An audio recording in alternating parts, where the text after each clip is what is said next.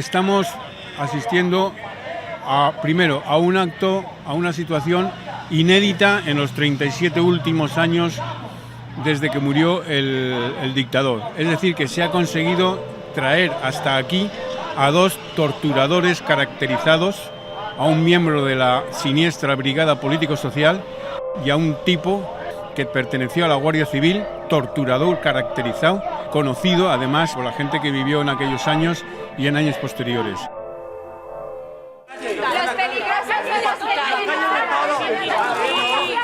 Falta de libertad, es esta. Vaya libertad. Caballeros, ¿todos defendéis a los ciudadanos o a quién defendéis? ¿A los asesinos? Heridas abiertas. Los crímenes del franquismo no prescriben.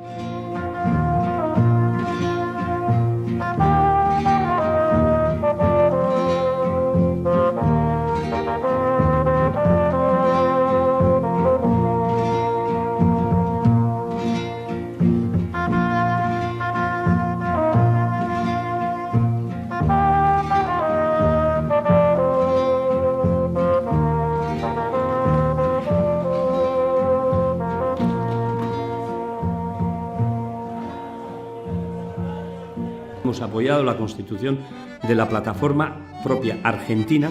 ¿Por qué? Porque hay miles y miles de argentinos que son hijos de exiliados, que se tuvieron que marchar de aquí, escapando de la persecución franquista, y empiezan a testimoniar.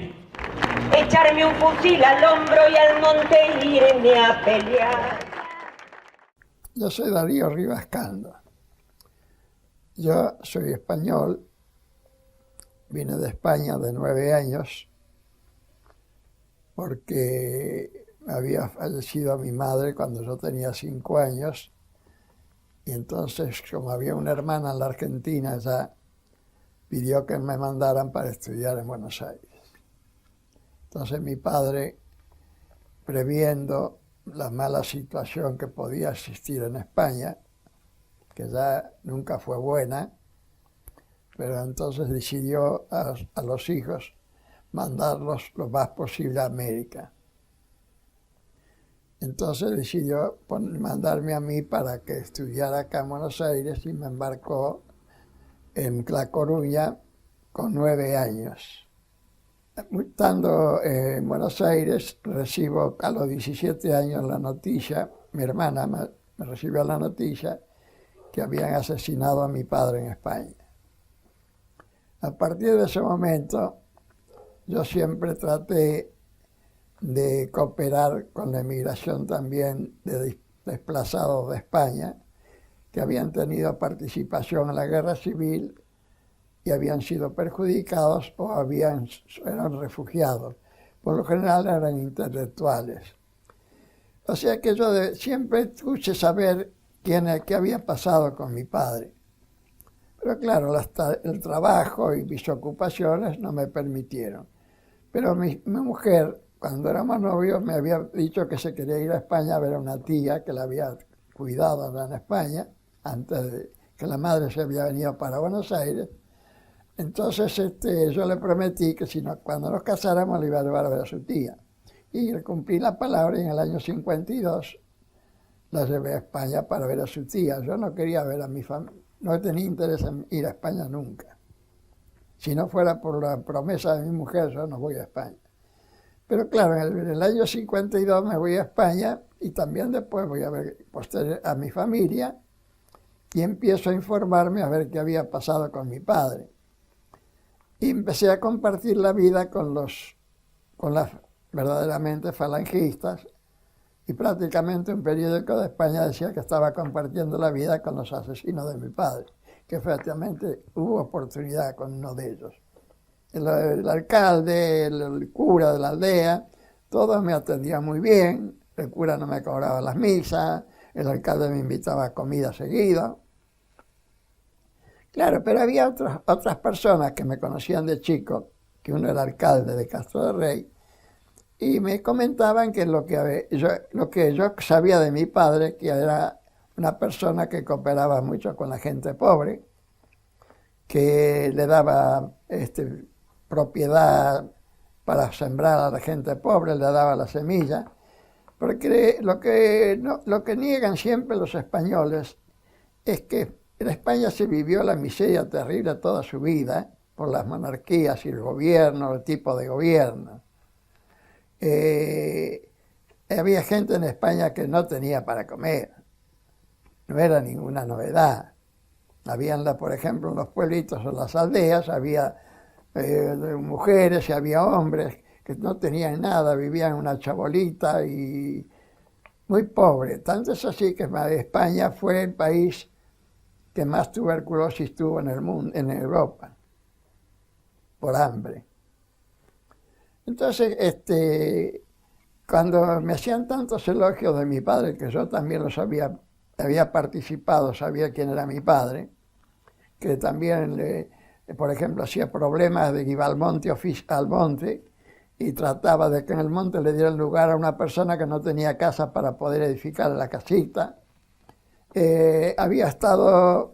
Mi padre fue preso, procesado y preso por defender a los vecinos, por decirle al recaudador que le esperara a cobrarles un impuesto en la feria de Castro porque no habían vendido nada y no correspondía que le cobrara de entrada y todavía el impuesto con aumento, y con la prepotencia de costumbre de la autoridad española llamaron a la Guardia Civil porque mi padre no quería defendiendo al pueblo, y la Guardia Civil, como andaban de a dos y a caballo, atropellaron a mi padre, y mi padre no era de ser atropellado por nadie, y bajó a uno de los guardias civiles.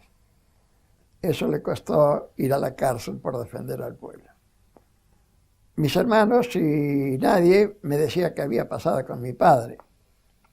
Mis hermanos decían que lo habían matado los falangistas, pero no me decían dónde estaba me decían que el cuerpo estaba en Puerto Marín, pero era a 3 kilómetros del pueblo, en Cortapesas, en una capilla, en un monte, en la carretera. En Puerto Marín hubo un embalse para el Belezar. Entonces se inundaron el pueblo de Puerto Marín y trasladaron el pueblo a la montaña. Y quedó inundado el cementerio completamente. Por eso decía un escritor que hoy es alcalde también en Monterroso, en España, que mi padre había sido silenciado para siempre cuando se inundó el cementerio de Puerto Marín. Bueno, entonces eso para mí siempre estaba así la historia de mi padre. Cuando ya al ir a España en el primer viaje, yo cuando me hacían elogios de mi padre, de lo que había hecho y lo que se sabía y comentaban, pero nadie hablaba de la muerte de mi padre. Se había matado, sí, pero no se comentaba que habían sido falangistas. El terror era terrible. Bueno, entonces llega el momento que yo le digo, bueno, si tanto era mi padre y qué sé yo, traté de con los concejales decirle, pero ¿y cómo no? Hay que reconocerle a mi padre su hombría de bien. Y efectivamente tomaron un poco la idea de que lo que yo le pedía, y me vengo para Buenos Aires, y al pasar poco tiempo, unos 2 años o eso, me dicen que debo concurrir porque se le va a poner el nombre a una calle en el ayuntamiento de Castro de Rey en homenaje a mi padre. Le digo que no, era imposible porque mi mujer ya no andaba bien, pero me dicen, sos el único hijo que vive y tú te viniste acá y queremos también dar cumplimiento a lo que te habíamos prometido. Bueno, y fui para España. Llevé una sobrina conmigo, que la había traído para la Argentina. La llevé para que me acompañara y fui para España. 2 días antes del homenaje a mi padre, de ponerle el nombre en la calle, se me ocurrió aquello de que quería ir al lugar donde habían asesinado a mi padre. Me fui a Puerto Marín con el coche, pero sabía que no iba a encontrar nada porque decían que lo había inundado el cementerio estaba inundado, así que yo no. Pero me gustaba, quería ir al lugar. Voy al lugar y en el pueblo, en un momento oportuno que se está en el camino a Santiago, que hay mucha gente que pasa por Puerto Marín, había un bazar bastante importante Y mi sobrina me dice, tío, vamos a entrar a comprar algo. Entonces entramos al bazar, en el centro del pueblo, y la señora mi sobrina se hace atender por las empleadas, y la dueña, como me vio a mí parado allí, siempre la curiosidad del comerciante español, de preguntarme si era turista, no sé si era para cobrarme más o para cobrarme menos. Entonces yo le digo que efectivamente no soy turista y no. Digo, yo nací en Galicia, pero vengo de Buenos Aires. Porque en la Argentina siempre se hablaba de Buenos Aires, no se hablaba de la Argentina. Entonces vengo de Buenos Aires y la señora, bueno, todo bien, pero la señora al poco tiempo me dice, ¿dónde nació? Parecía que fueran investigaciones, ¿no? Digo, mire, yo nací en Loentia, Castro de Rey, en Lugo. Entonces, enseguida me dice la mujer, oiga, usted sabe que cuando yo era niña, ella ya tenía como 78 años. Dice, cuando yo era niña, mataron a 2 personas en la carretera ahí en Cortapesas, a 4 kilómetros más o menos de acá del pueblo, de este pueblo, y decían que había un señor que era muy importante, de la zona de Castro de Rey. Está bien, fenómeno. Dice, pero como no nos dejaban arrimar, fuimos 6 o 7 niños a ver. Y si yo vi al señor ese, dice que estaba muy elegante y tenía un gabán. Un gabán era una prenda de lujo en aquel tiempo, más en una aldea, en un pueblo, ¿no? Bueno, cuando me dijo, no sé, una persona así, me dijo del gabán, digo, ¿usted está segura que el señor tenía un gabán? Sí, señor, sí, yo lo he visto. No se me olvida nunca. Resulta que yo sabía que mi hermana de Buenos Aires le había mandado un gabán a mi padre. Ahí se me cayó todo. Entonces me dice, pero el que puede saber es el carnicero, también lo sabe, que también era un hombre de edad, mucha edad, ya murió. Bueno, voy al carnicero, me conocí el carnicero porque sabía que yo había ido de América. Y le digo, dice, pero no me diga, puede ser, sí, yo me acuerdo, dice. Pero vamos a hablar con un señor que vive al lado del cementerio, que también tiene la edad nuestra, porque él era de la edad mía también. Yo tiene la edad nuestra, o más todavía, que él sabe quién está en el cementerio ahí, en la Cortapesas. Y entonces voy al señor, muy bien. Entonces me dice, sí, señor, dice, venga, yo le digo dónde está su padre. Me mataron. ¿Qué habían hecho? Lo habían enterrado, pero fuera del Campo Santo, escondido atrás de la capilla de Cortapesas. Porque a mi padre lo mataron con el jefe de las tropas de asalto de Lugo también. Mataron a los 2 juntos.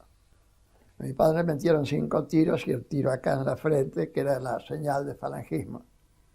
Y lo dejaron tirado en la carretera. Que después, bueno, me dice, acá está su padre, acá está mi padre que lo mató mi hermano, y acá está el otro señor, lo robaron una noche los familiares y se lo llevaron para Sarria, un pueblo cerca de Lugo. Esa es la historia cuando encontré a mi padre. Es un milagro. Y después, posteriormente, pasó el tiempo, me vine a Buenos Aires y se hizo todo el trámite para poder hacer la exhumación, que hubo que sacar del registro civil del fallecimiento, pero era todo falsedad, porque el registro civil, la partida el certificado de función decía que había muerto por una herida de bala o qué sé yo. Y el juez decía que él había estado en el caso. El juez nunca pisó el lugar. Y era todo mentira lo que decía, porque mi padre tenía 5 tiros, porque el huesito que encontré era el que le ponía de acá, que tenía el agujerito acá. Era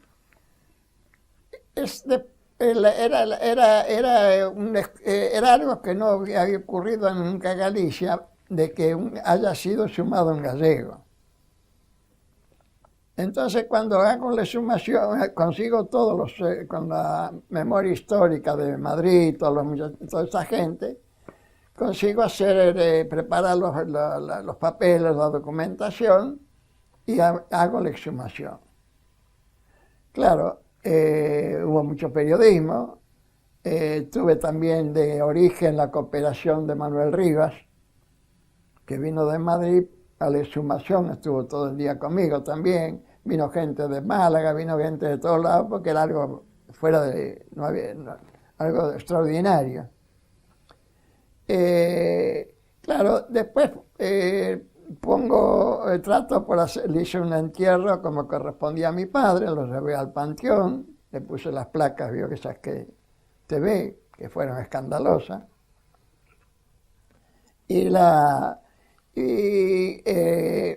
empiezo con el desagravio.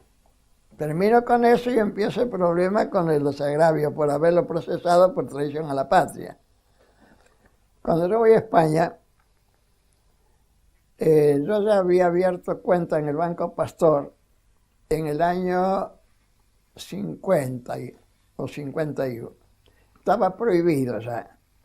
Pero yo era amigo del administrador de Franco.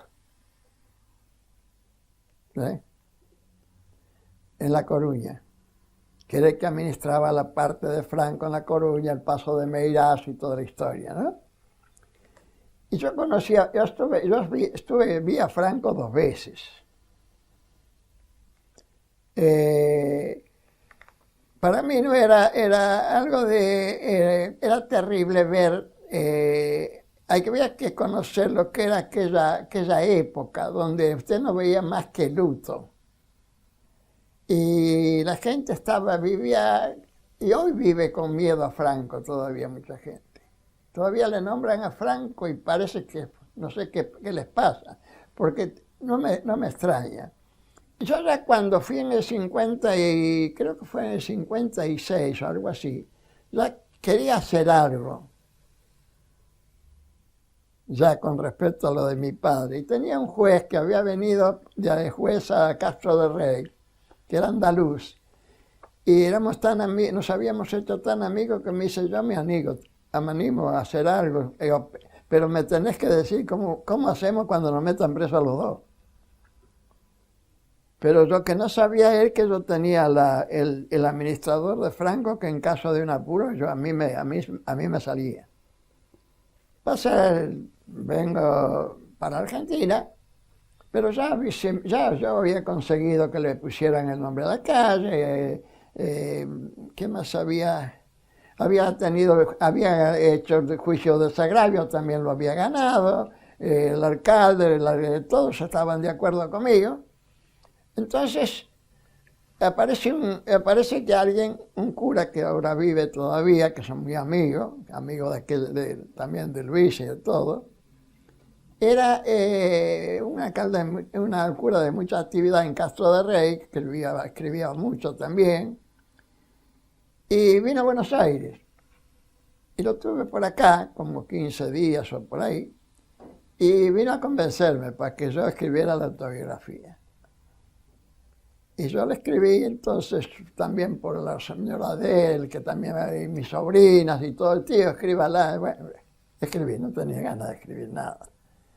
Y escribí la autobiografía y la publicó el Ayuntamiento de Castro de Rey acá en Buenos Aires, y en Lugo la publicó la Diputación de Lugo, la edición en Lugo. Bueno, cuando yo tengo todo eso, me escribe un abogado de Ciudad Real, en España, un abogado argentino, que lo había mandado a la Corte Suprema. Entonces me escribe el abogado y me pide si por favor le mandaba la autobiografía. Le mando la autobiografía allá a Ciudad Real, pero él se ve que después se vino para Buenos Aires, y un día se aparece acá con 10 abogados de Buenos Aires para convencerme de hacer la querella. Porque ellos no tenían quien tuviera la documentación necesaria para iniciarlo. Porque había que tener mucha documentación. Yo tenía la firma hasta del falangista que secuestró a mi padre. Yo tenía el expediente del ejército de la cárcel de Lugo. Yo tenía el certificado de función que le decía que había fallecido el día 29. No decía que fue, había muerto el día 29. El día 29, el parte de dejar en libertad a mi padre, decía también puesto en libertad el día 29, el mismo día. Y esa noche es cuando aparece mi padre muerto ya en aquel. O sea que todos los elementos se daban. El 14 de abril del 2010. Y se lleva la causa, se presenta acá en tribunales, y ese mismo día se hace la reunión de adherentes en el Colegio de Abogados de la Ciudad de Buenos Aires, que donde concurrieron también las Madres de Plaza de Mayo, que cooperaban, el doctor Pérez Esquivel y otras asociaciones apoyando la querella. Y ahí que fue inicio de la iniciación de la querella contra el franquismo.